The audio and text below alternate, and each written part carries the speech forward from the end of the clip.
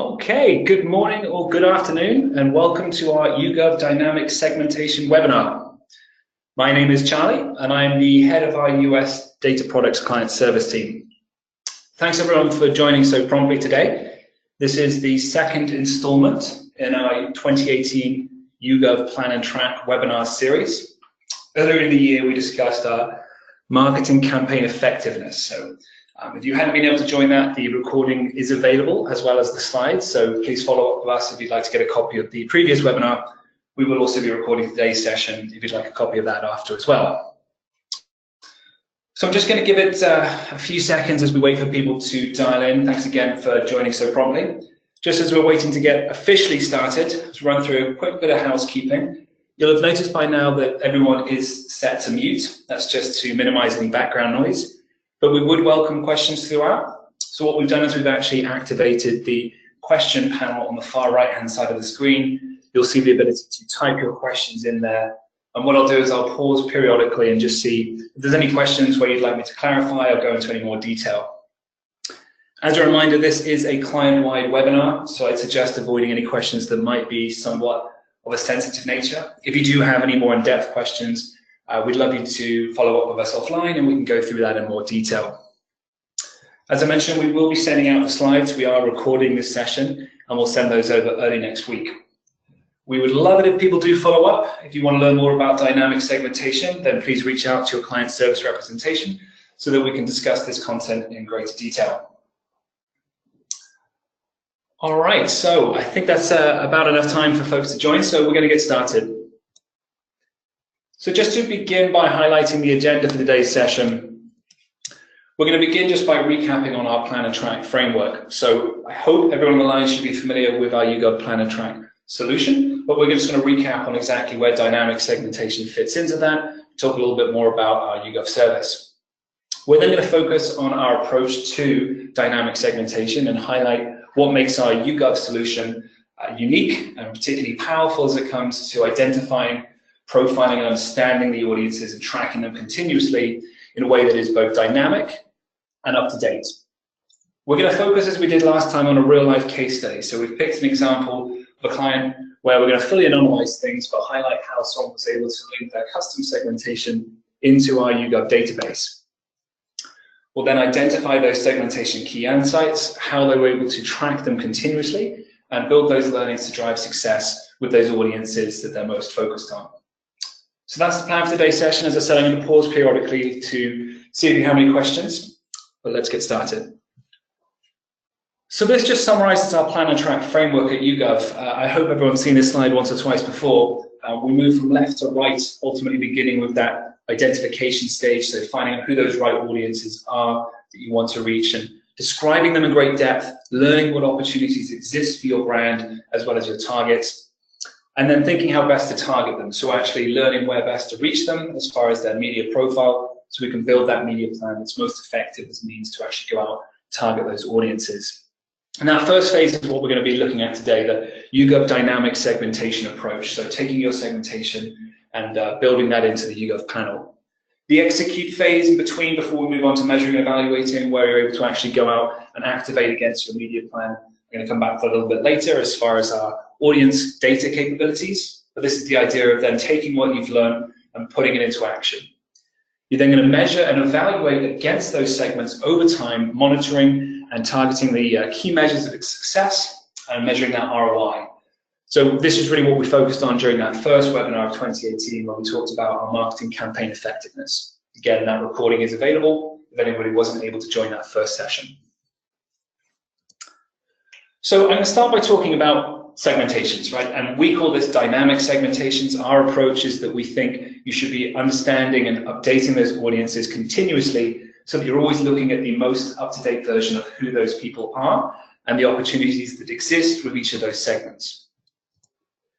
We believe that not all audiences are ultimately created equally. I'm sure everybody's familiar with the segmentation and that not everybody is the same. They'll have different communication needs, and we know that nothing lasts forever. So what is true today may not still be true in a year's time. A segmentation that was developed a year or two ago may no longer be the most accurate view of who those people are. So we believe that you need to continually monitor those opportunities, understanding what they are as far as each segment, and then focusing on those that matter most to you. That allows us to deliver a better and more resonant experience at those key moments of campaigns or any kind of communications with your consumers or your targets. And then we're able to build that media plan that delivers the most efficient means of actually targeting those different segments. Again, we know that not everybody is the same. They'll be watching different things on television, visiting different websites, and we're able to actually tease out those insights about the best way to actually go and reach the right audience. With our dynamic capabilities, we're also able to discover new audience opportunities and evolve your understanding. So again, as you actually interact with your consumers, you're going to be changing the nature of the segments. What was once a group that was perhaps heavily younger or say female, over time would have changed as you start to reach more and more of them, converting them to your brand. So we're going to talk a little bit more about that later on. So our approach to segmenting audiences is an idea of fresher is better. We think you want to be looking at the most up-to-date version of who each audience is. Again, what was true before may no longer be true, and what we're going to be able to do is tell you what they look like today as that most up-to-date view of each of your segments. There's a few different ways we can approach segmentations, and I'm going to run through them really briefly now. So the first would be through brand opportunities. This is where you're actually able to build audiences based on their perceptions of your brand or your competitors. So by using the ongoing brand tracking data that we have, you can build out audiences that are perhaps the most opportunistic or perhaps at risk that you would want to monitor over time and convert to the appropriate step of the purchase funnel. So for example, you might want to look at people who are very positive about your brand. They think your brand is good quality, they think it's good value, and perhaps they're actually considering purchasing, but they're not a current customer. So that really positive group is someone that you want to be able to track and learn about so that you can actually push them over to the finish line as becoming a current customer. You could also monitor groups that are less positive and are at risk. Your customers who aren't particularly happy, that as an audience is of course very important to convert to being back to a positive, happy group that are going to continue to purchase your products. So this idea of being able to segment against brand perceptions is really an always-on approach. We're continually tracking your brands and being able to build these audiences around what people think about you in the real world. A second approach to how we can segment audiences is around syndicated solutions. So another aspect here of what is already within your login, within your access, would be to actually take advantage of the extensive syndicated data within our profiles tool to actually build those audiences. Now that might be through pre-existing syndicated segmentations such as prison codes, or it could be through developing more of a lookalike audience or a proxy audience to your segments as they exist today. As you perhaps know, we have extensive amounts of attitudes, behaviors, opinions, data that's being collected continually in our profiles tool that could allow you to create those segments that you're looking to go after. And then again, you can track and you can learn more and more about those types of audiences. The third area of segmentation I want to highlight, and this is the one that we're going to focus most on today, would be to actually take a segmentation that you or your client already has. So if you developed a segmentation at some point in the past that was based around, say, a typing tool, golden questions, we can actually take that and code it to our panel so that we're able to actually find your segmentation segments in the YouGov database. And that's what we're going to focus on today, is actually building your segmentation directly in the YouGov data to take full advantage of our plan and track capabilities. The fourth and perhaps most comprehensive would be to start from scratch. So building your very own custom segmentation. Of course, this would be a more extensive undertaking, but actually going from the very beginning through a broader approach of, I want to segment my consumer, and building in those questions and analysis to isolate the different audiences that you want to build your segmentations around. So again, we can talk about any one of these four as part of any future discussions with your client service group, but the existing segmentation is what we're going to focus on today, taking a segmentation and then building that into our panel. So I'm just going to run through exactly how we do that, and then I'm going to pause for questions. So if you do have any questions, as I said, feel free to type those into the right-hand side of the screen, and I'm going to take a look in just a moment. So how do we do this? How do we build our segmentation onto the back of our panel? So firstly, what we're going to do is we're going to survey our panelists on those, say, typing tool or golden questions, so that we can build out that audience into our panel. So we're going to survey them, and we're going to create that most up-to-date and current view of each of your segments. We're then going to upload that into our profiles tool for that in-depth understanding of each audience. So that's going to go into learning more and more about who they are and what makes them unique. what differentiates them from each other, as well as the broader population, and thinking about advancing your understanding of what each segment is and its opportunities with your brand. So which of those segments has the most positive outlook when it comes to actually engaging with your brand? Which ones are more aligned to competitors? Which ones are actually disengaged with the sector at large? So learning more and more about the opportunities with each segment as part of the profiling tool to get that depth of understanding. Of course, then we're also able to learn more about their media plan. So taking our extensive media consumption data to learn exactly what those opportunities are for reaching them. Which TV shows they're most likely to watch? Which websites they're most likely to visit? Which print readership are they most likely to be engaged with? Or which social media networks will you most likely find them? So building out that most efficient, optimal media plan to reach each of your different audiences. Once that's developed, working then with your media, your creative agency, you can actually build that plan and start to activate against those audiences. So putting that into action and then seeing the real world responses through the final phase of actually monitoring each segment live on our daily brand perception survey. So actually coding onto the panel and then monitoring them via the brand index survey allows us to see how the perceptions of your brand are changing amongst each segment very much in real time by daily brand index tracking. So keeping your finger on the pulse for each segment and looking at that success rate based on everything you've learned and implemented as far as how to reach them. So that's the idea. We're going to go through a case study in just a moment to actually isolate the specifics of this. But let me just pause for a moment and see if we have any questions. Okay, so we have one question here about how quickly could this be launched? Yeah, so it's a great question. In terms of how quick we could start this kind of a process, well, obviously the first thing we're going to need would be the actual typing tool itself, or the actual golden questions, assuming this is replicating your existing segmentation. And then what we'll do is we can actually program that into the back of the brand index survey almost immediately, or we could start by running an immediate survey of say 5,000 or 10,000 people to build a big audience ready to start profiling right off the bat. So that kind of a process could take anywhere from a week to 2 weeks to get started and start building those meaningful sample sizes. So it's a pretty quick process from actually beginning to end to start being able to track each of those segments.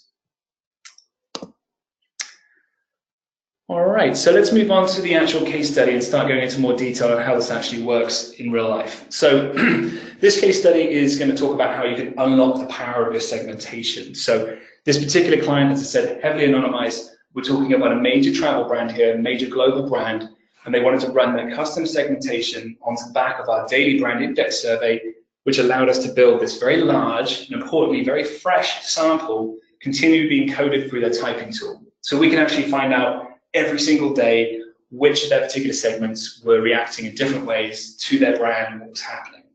That allows them to track and monitor them in real life, but also then by loading it into the profiles tool, really unleash the full power of the database. So what that does is allow them to see the deeper demographic and lifestyle behaviors, and also look at their brand use and perception to see those opportunities, as well as their broader brand portfolio. We can look at tech adoption, as well as their extensive media consumption profile to find those touch points for engaging with them in the most efficient way possible. So we're going to begin this case study by really starting at the point at which we've coded the panel onto their segmentation on the back of the brand index survey so we can track them continuously. And you can see here we've isolated two of the segments, segment A and segment B. Of course, those aren't the real names. They had far more imaginative titles. But here, comparing segment A and segment B, we can see their reaction on our buzz metric to a particularly negative news article. So you can see here there's this news article that breaks. Following that, segment A sees this significant decline in brand buzz. Segment B shows a very different reaction. I mean, it began as a less positive audience, but you can see it had no reaction to that news story. And in fact, in recent weeks or months, it started to actually climb and even close the gap on the once very popular segment A as far as what they thought towards the brand. Focusing on the consideration metric to see the real damage, we can actually look at segment A and segment B comparison and see that segment A, in addition to that decline in buzz, also saw this continuous decline in consideration to actually engage with the brand. Segment B, on the other hand, has actually been climbing gradually in its consideration. So we can see segment B is on the up and up, whereas segment A has some serious problems. It was once a very popular, very positive segment. It's actually been declining continuously for quite some time now. So we need to reverse that. The client is aware that segment A is in trouble. They can see that right now, right today, and they want to reverse that by finding out more about who they are and how we can get a media plan together to get back in front of them and put our message that we'll actually want to try and convert them back to consideration and hearing good things about the brand again. So let's learn more about segment A. Well, segment A we typified as being a lone wolf. So we looked at the ways that this particular person travels, so taking the context of being a traveler and what we could think and typify them as, we saw them as a lone wolf. They're most likely to be traveling on their own, and they're actually least likely to be traveling with their family. As you can see by this particular avatar, they did skew younger and they did skew male. We can see from certain attitude statements that they over-index on feeling that they are just a hopeless romantic. We can also see that they over-index on not caring what other people think about them. So again, these are top statements for this particular audience that isolates them as being quite an independent kind of person, in particular as a traveler. Their preferred vacations, well, they like to take a beach vacation. They like lake or mountain visits, sightseeing, and they're least likely to enjoy camping. We look at their broader brand portfolio. This is where we're able to connect the definition of this particular group of people as being of segment A and see exactly which brands they're shopping. So we can see as it relates to travel, in the accommodation sector, they're most likely to be staying in a Holiday Inn. We can see as far as OTAs, so online travel agents, they're most likely to be using Expedia. And when it comes to airlines, they're most likely to be flying American Airlines. We can also look at the best of the rest. So for those of you that I hope know this, we track around 1,500 brands across the whole of the US, and we can see exactly which ones of those brands they're most likely to be shopping. In this case, Walmart, Samsung, and Lay's are some of those that really over-index as it related to this particular type of person compared to the broader traveler demographic. I mentioned we also want to isolate their tech score. So here we were able to take another one of our syndicated variables, the interest in trying new tech and services and apps, and I assign a tech score, so a net score based on their adoption versus disagreement with that particular statement. We can see that they are skewing positive when it comes to being a tech adopter, which is positive for this particular type of a client.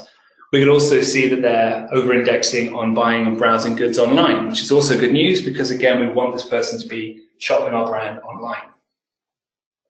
All of these variables are part of the syndicated database. So every one of these variables is already continually being collected and updated in that YouGov database. All we're doing is connecting in the fact that we know these respondents are part of travel segment A. So it immediately enriches our understanding of that segment. We can also see exactly what they think about us, our brand. So the particular brand in question, we can see that segment A is significantly over-indexed on every one of these metrics with the one exception of ad awareness. So it's very positive in terms of their love for the brand, but you can see there's this problem. We're not being very efficient, we're not being very effective at reaching this particular audience with our advertising. And at this particular juncture, that was a real problem. This segment was in trouble. We could see from the daily tracking that it was in decline, and we needed to get our messaging, we needed to get our advertising, our content in front of these people so that we could bring them back on side. So we needed to develop a media plan. So what we did was we isolated the specific areas of their media consumption that would lead to opportunities to best reach this group. So we can see here, looking at TV genres, the best or the biggest over-indexing, the most significant difference was around TV talk shows. So we've isolated in green here. We can see that the majority, a large majority, are watching TV news shows, as one would expect. However, it's not differentiated, so it wouldn't be a very efficient opportunity because you're really not distinguishing yourself from the rest of the traveler population. We can also see that special event shows would not be a smart choice, actually under-indexing as far as this segment being likely to watch special event shows, which would include things like the Oscars or Super Bowl. So very expensive opportunities, but ones that wouldn't be well spent when it came to trying to reach segment A. A different segment may tell a very different story, may have more opportunities for those particular channels, but in this case, if we want to reach segment A, TV talk shows is a great starting place. We can then peel back a layer and see which specific TV talk shows they're watching.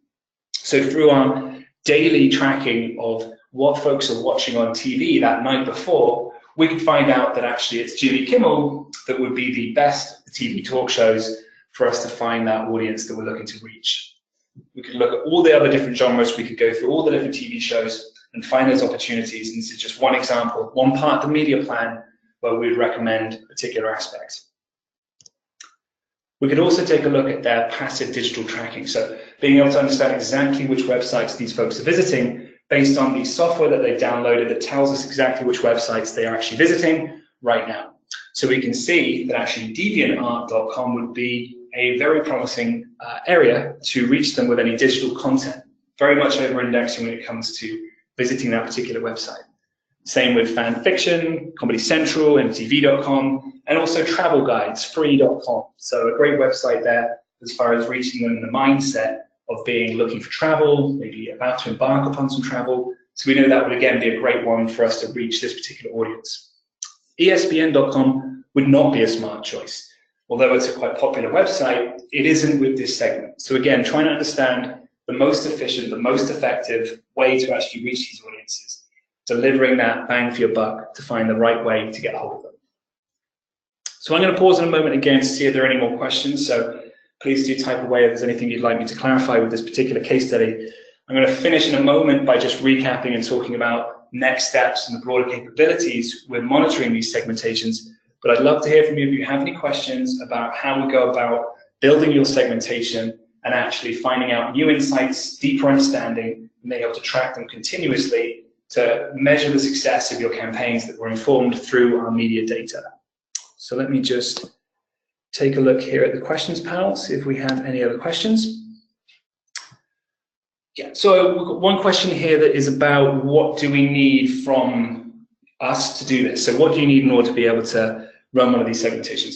Yeah, so it's a great question. I mean, well, first and foremost, of course, we do need to have the actual typing tool itself. So the ways that you're currently collecting the data, all the golden questions or whichever means through which you're coding the segmentation, we would then need that exact methodology, those exact questions, so we can replicate them and start running that against our YouGov panel. We'd also need to know if there are any screener details. So what audience would you want to segment as far as the group that you're trying to profile here? So in the example I worked through that case study, we were going after travelers. So that's important to know so that we're making sure that we're actually serving the appropriate population. We start the general population, but we can drill down deeper. So it's another advantage really with the YouGov offering is that we're actually able to find some audiences that you might not have thought to actually learn more about. They might not be part of the traditional segmentation, but they're a group that might still be of interest based on still adhering to certain characteristics, but maybe there's just one aspect that's missing that you could learn more about.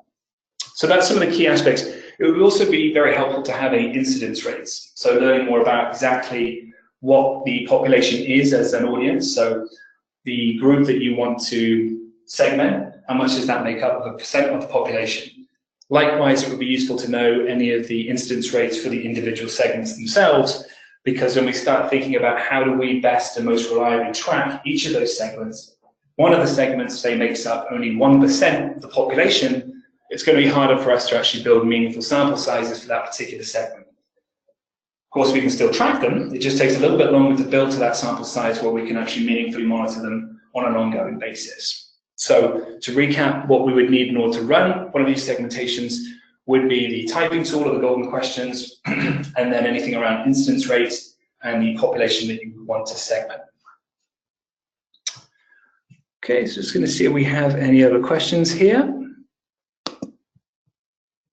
All right, so there's a question about just explaining exactly what I mean by typing tools and golden questions. So what I mean by typing tools and golden questions is that, well, typically when a client has an existing segmentation, it's based on a series of questions. Those questions might be a small number of questions, golden questions that are very, very important, that isolate the handful of groups that they want to isolate, or it could be through a typing tool, where that typing tool, the respondent will go through those questions, answering typically on an agree to disagree type scale. And based on the way that they respond to those questions and the scores that they give on each of those different statements, that will then immediately code them to a segment based on some rather clever and rather complicated maths that goes on behind the scenes, that then tells us that that particular respondent falls into whichever particular segment they would be. That process happens immediately. So the beauty of the typing tool as part of the brand index survey is that by serving them every day and using a typing tool, the very next day we can see exactly who those respondents were and what segment they fell into. So it eliminates any slow feedback loops as far as coding and building and analyzing. You're going to see every day when you log onto the brand index tool, you're going to see the latest as far as what each segment thinks about your brand and its clients, competitors. So I hope that answers the question. If you do have a specific segmentation in mind, do follow up with your client service representative and we can see what those questions might look like. All right, so I'm just going to finish off by recapping and talking about the next steps, as well as isolating or highlighting a particularly important point about our audience data, which is our programmatic capabilities. So what we talked about today was the YouGov dynamic segmentation approach. So building the freshest and the most up-to-date version of your segmentation, being able to identify them and see what the opportunities are with your brand, being able to describe them in great depth, being able to target them as far as understanding where exactly to reach them through an effective media plan, and then that stage of actually executing, going out there and activating against whatever that media plan might be and whatever it might include, TV shows, social media, online, all those different aspects built into that media plan. Now, for the digital component of this, we do also have capabilities of working with your programmatic partners, so DMPs, to actually build these lookalike audiences of segmentation, so you can actually go out and buy against these audiences that you've been able to develop and understand more about using the YouGov database. So if you are interested in that capability of programmatic buying with regards to your segmentation, again, please reach out to your client service representative, and we'd love to talk through more about exactly what that looks like. And then a final phase would be to actually measure and evaluate. So again, once we've built those segmentations into the panel, added them to brand index, we can monitor them continuously and learn exactly what they think about your brand, your competitors, and through the profiles tool, their entire brand portfolio. Car they drive, which bank they use, their insurance, clothes they wear, shoes, etc. Everything about that person will then be able to monitor them. And again, thinking back to our previous webinar, we can even layer in the media plan on top of that to isolate the specific ROI of how you've got about reaching those segments, to really see, did the people that were actually watching those TV shows, visiting those websites, did I actually see the success rates I was hoping for with reaching segment A or segment B, or whatever the segments are that you're looking to actually get those success rates with. So stay tuned for the 2018 webinars. The third in our series will be sometime in Q3. We'd love to hear from you if you have any specific topics that you'd love to see more of as far as our YouGov capabilities or general interests with collecting data and analyzing data. I'd love to hear from you if you want to learn more about dynamic segmentation as well. So again, please reach out. As a reminder, we will be sharing these slides. We will be sharing the recording, so feel free to send that over to any colleagues that weren't able to make it. And our client service team will be following up with you, as well if you have any specific questions. I can pause and stay on the line for a little bit longer if anybody does have any other questions they'd like to ask. We are just about at time here. And again, I want to thank you all for joining today's dynamic segmentation webinar.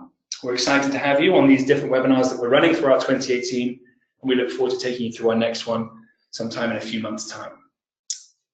So I'll just take a quick look at the question panel here, see if we have any other questions. No other questions right now. So I think that does it for us today. Thank you again for your attendance and for listening to talk through here our dynamic segmentation capabilities. Hope everybody has a great rest of your Friday, a wonderful weekend, and I look forward to speaking again soon.